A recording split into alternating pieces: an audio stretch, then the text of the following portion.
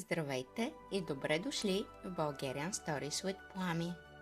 Hello and welcome to Bulgarian Stories with Plami. Това е канал на два езика – български и английски.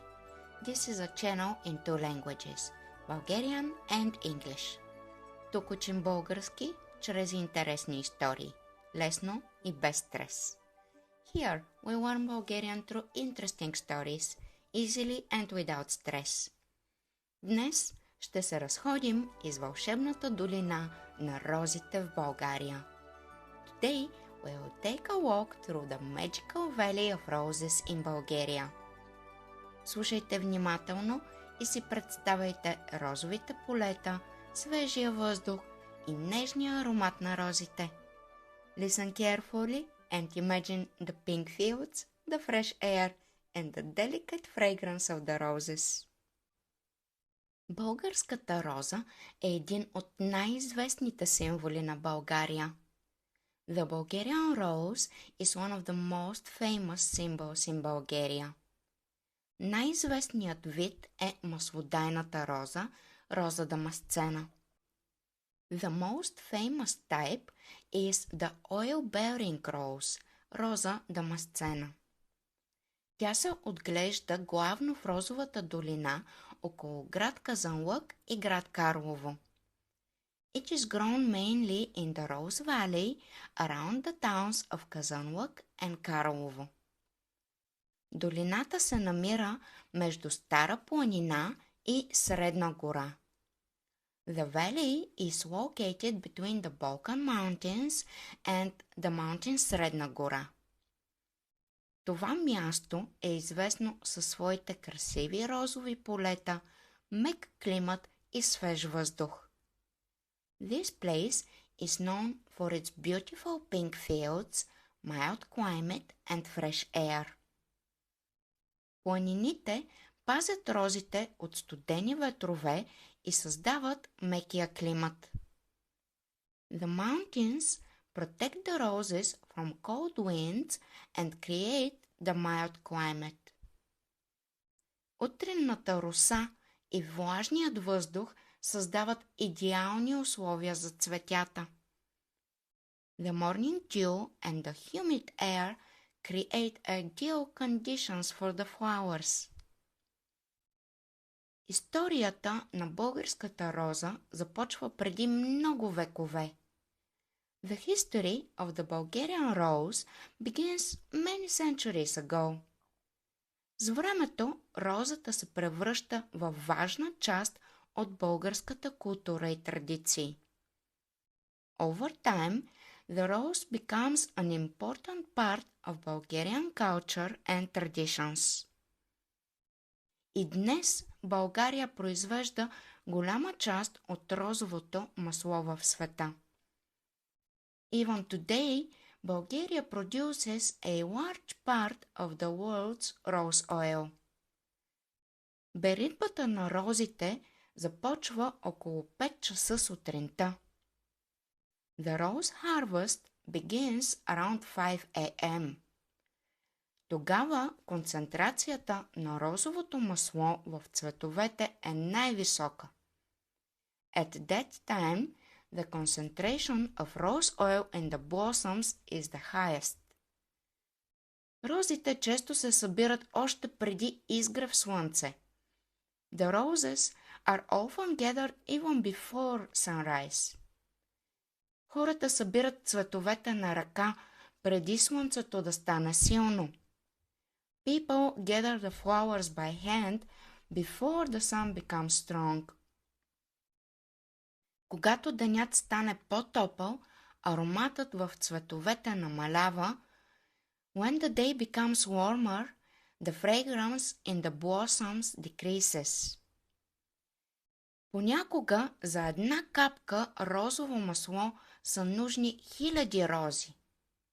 Sometimes thousands of roses are needed for a single drop of rose oil. Преди време хората наричали розовото масло течно злато. In the past, people called rose oil the liquid gold. За 1 килограм розово масло са нужни около 3 до 4 тона розови цветове. About 3 to 4 tons of rose blossoms are needed for 1 kilogram of rose oil to be produced nowadays. Понякога цената на розовото масло е била близка до цената на истинското злато. Sometimes the price of rose oil was close to the price of real gold per gram. Днес розовото масло се използва в някои от най-известните парфюми и козметични продукти в света. Today, Bulgarian rose oil is used in some of the most famous perfumes and cosmetic products in the world. Известни марки като Chanel, Dior и Lancome използват българска роза в свои продукти. Famous brands like Chanel, Dior and Lancome use Bulgarian rose in their products. Розовата вода също е много популярна и често се използва като тоник за лице и в продукти за грижа за кожата. Rose water is also very popular and is often used as a facial toner and in other skincare products.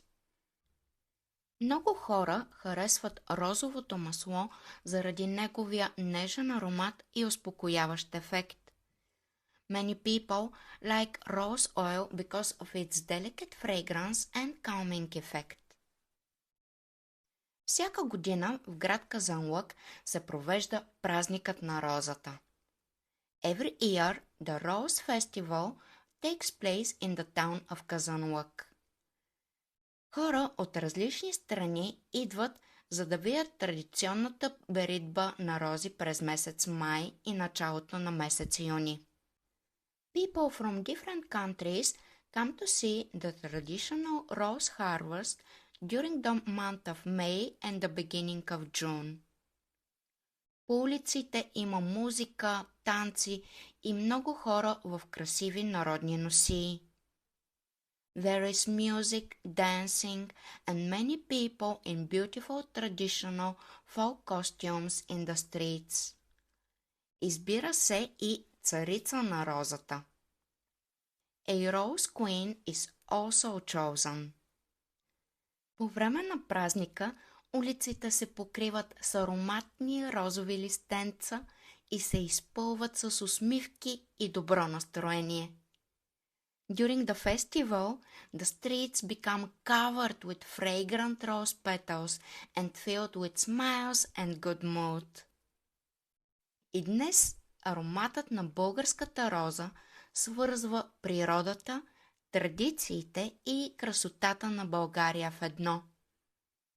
Even today, the fragrance of the Bulgarian rose connects into one the nature, the traditions and the beauty of Bulgaria. Речник. Vocabulary. Съществителни имена. Роза. Долина. Климат. Ветрове. Роса.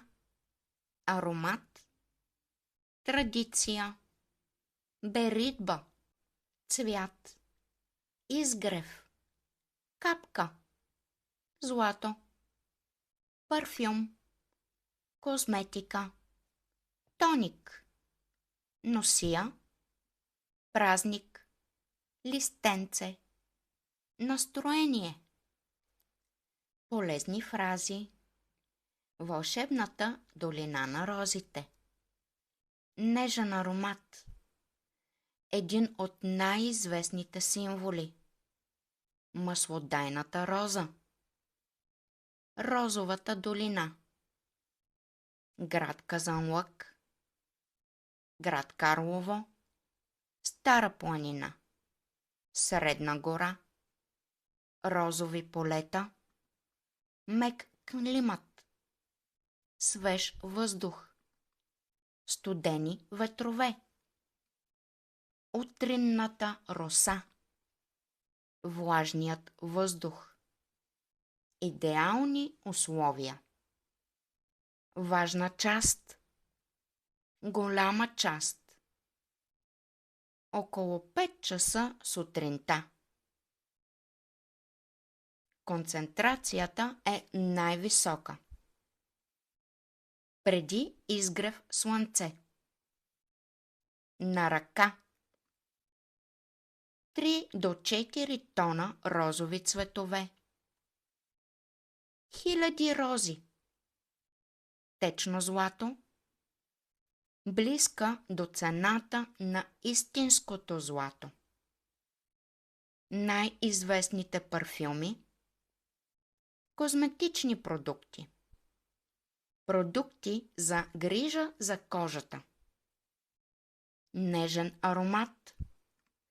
Успокояващ ефект. Празникът на розата. Традиционната беритба. Народни носии. Царица на розата. Ароматни розови листенца. Усмивки и добро настроение. Свързва природата, традициите и красотата. Въпроси за вас. Questions for you. Бихте ли посетили долината на розите? Would you visit the Valley of the Roses? Кое ви впечатли най-много? Розовите полета, празникът на розата или розовото масло? What impressed you the most? The rose fields, the rose festival or the rose oil? Знаехте ли, че за една капка розово масло са нужни хиляди рози? Did you know that thousands of roses are needed for only one drop of rose oil? Използвали ли сте някога продукти с розова вода или розово масло? Какви? Have you ever used products with rose water or rose oil? What products? Напишете ми в коментарите. Write to me in the comments. Благодаря, че сте тук днес. Thank you for being here today. Надявам се, че тази история е интересна и полезна. I hope this story is interesting and useful. Ако искате още истории за България, абонирайте се за канала. If you want more stories about Bulgaria, subscribe to the channel. Слушайте отново и повтаряйте. Listen again and repeat after me. До скоро! See you soon!